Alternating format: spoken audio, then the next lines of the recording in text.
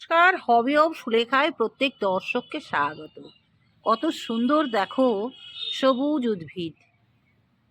আমরা জানি মাটি ভেদ করে যারা উপরে ওঠে তাদেরকেই বলে উদ্ভিদ, কিন্তু মাটি ছাড়াও অনেক সবজি করা যায়। আজকে দেখাবো তোমাদের, তো চলো সাথে থাকো, দেখতে থাকো।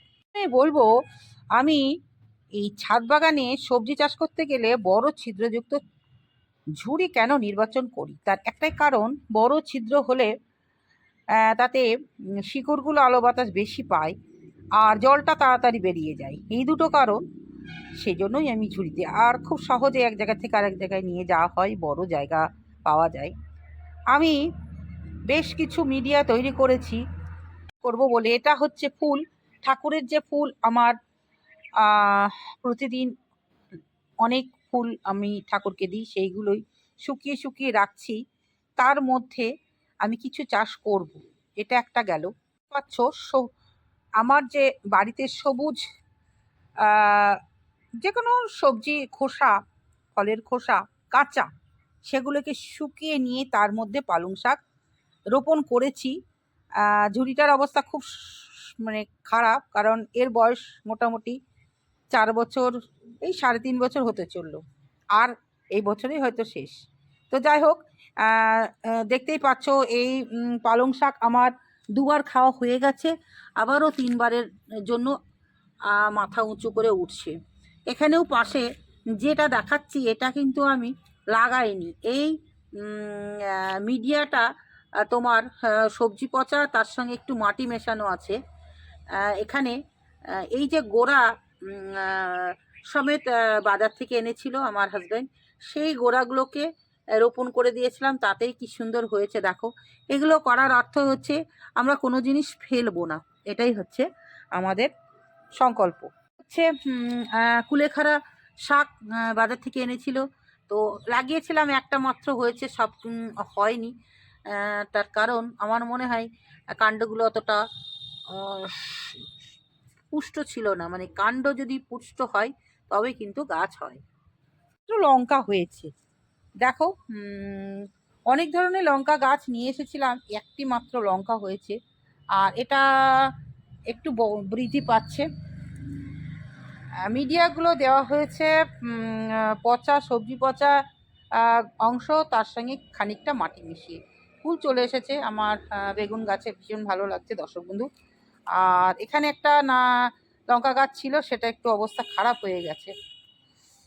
এখানে আছে কলমি, বাজার থেকে কিনে আনা হয়েছিল, সেই কাণ্ডগুলো রোপণ করে দিয়ে সেই হচ্ছে কলমি। একটা গামলায় আছে, আর এটা হচ্ছে লাল শাক। লাল শাক আমি খাইনি, মানে এর আগেও বীজ করে রেখেছি, এটাও তাই বীজ করব গরমের জন্য। আর পাশেই আছে আমার মেথির শাক, তার সঙ্গে কিছু পালং শাকও আছে। এপাশে আছে তোমার পালং শাক, সব মানে এতে মাটি একদমই নাই, সবজি পচা তার মধ্যে দেওয়া আছে। এটাও তাই দেখো, এখানে একদমই মাটি নাই, এখানে একদম সবজি পচা অংশ, আর তার সঙ্গে নারকেলের ছোবার মধ্যে এটা লাগানো, একদম ওজনে হালকা। এই দুটোতে আমি লাগিয়েছি পালং শাক, আর আছে মূলো, পেঁয়াজ, সব রকমই আছে। পাশেই চলে যাচ্ছি, এখানে একটা আমি কোনো জিনিসই ফেলি না, এটা হচ্ছে বাসন মাজার যে ঝুড়িগুলো হয় না, সেই ঝুড়িগুলো ভেঙে গেছে, সেটার মধ্যেও দেখো কিচ্ছু দিইনি, কিচ্ছু না, একদম মাটি দিয়ে বসিয়ে দিয়েছি। তো মাটি শক্ত হয়ে গেলে আর ঝুরঝুরা হবে না। এখানে লাগানো আছে টমেটো, ফুল চলে এসেছে যথারীতি। আর দুটো লঙ্কা গাছ ছিল, এদের বয়সে বড়, মানে বেশ বড়, বেশ মানে 1 বছরের পুরনো, তাই কাণ্ডটা একটু ভেঙে ভেঙে গেছে। এ পাশে আছে একটা গামলা, যে গামলায় তোমার ভেঙে যায়, ওই যে বললাম কিছু ফেলি না, সেই গামলার মধ্যেও সবজি খোসা আর মাটি মিশিয়ে দিয়েছি। দেখো লঙ্কা হয়েছে, আমার বাড়িতে প্রচুর অনেক রকমের লঙ্কা আছে। কোনোটা এখানেও আছে, দেখো একটা ধরনের লঙ্কা, এই যে কালো লঙ্কা এগুলো। আর এটা হচ্ছে আলু গাছ, সাদা আলু, এটাও পুরোটাই নারকেলের ছোবার মধ্যে আছে, দেখো তোমরা দেখলে বুঝতে পারবে, পুরো হালকা। আর এটা হচ্ছে ধনেপাতা, ধনেপাতাটা লাগানো হয়েছে পদ্মর যে পানা আছে সেই পানা শুকিয়ে একদম ওজনে হালকা, আমি একদম এক হাত দিয়ে তুলে দিতে পারবো, কোনো ব্যাপার না। এই হলো আমার ছাদের সবজি চাষ। আর নিচে তো সবজি চাষ তোমাদের তো দেখাই, দেখবে অনেক বড় বড় আমার বাগান আছে।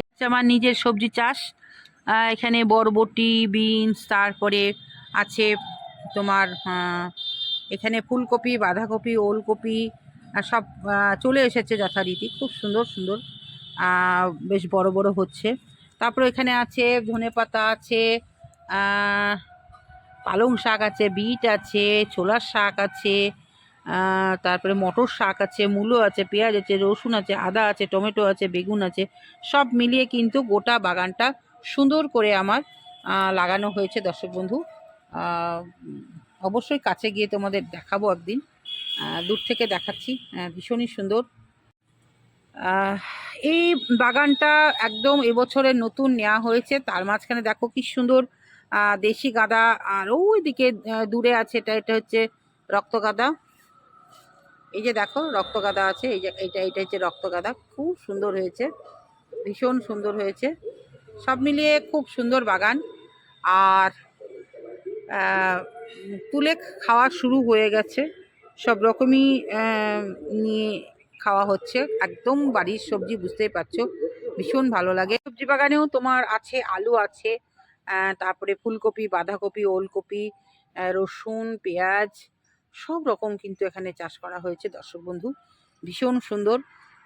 অবশ্যই আর একদিন তোমাদের কাছে গিয়ে দেখাবো। সব মিলিয়ে খুব ভালো।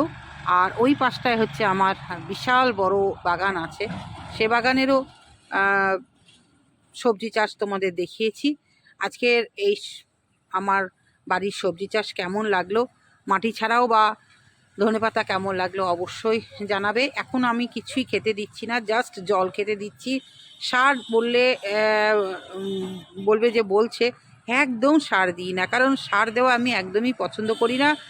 আর গোবর সার যে দেবো সেটুকুও আমার কাছে নাই, জাস্ট জল খাইয়ে ওদের বাঁচিয়ে রেখেছি। বুঝতেই পারছো চেহারা দেখে, এত শুধু মাটি পেয়ে ওরা যতটা হয়েছে। আর আলু গাছে সার দিয়েছিলাম প্রথম যখন লাগিয়েছিলাম, 3-4 রকমের সার দিয়েছিলাম, তারপরে আবার দেবো ভেবেছিলাম, আর দিতে পারিনি দর্শক বন্ধু। আর তারও সর্বোপরি আমার শুধু সবজি বাগান না, তার সঙ্গে ফুল বাগান, ফল বাগান সবই সেজে উঠেছে। কেমন লাগলো অবশ্যই জানাবে। আর যদি ভালো লাগে লাইক, কমেন্ট, শেয়ার করবে। এই চ্যানেলটার পাশে ভালোবেসে তোমরা একটু থেকো, ভালোবাসা দিলেই অবশ্যই আমি আরও সুন্দর সুন্দর কাজ করতে পারবো। তোমরা ভালোবেসে এতদিন চ্যানেলটাকে এগিয়ে নিয়ে যাচ্ছ, অদূর ভবিষ্যতে নিয়ে যাওয়ার একটা সুযোগ করে দিও। আজকে আসি, টাটা, সকলে খুব ভালো থেকো।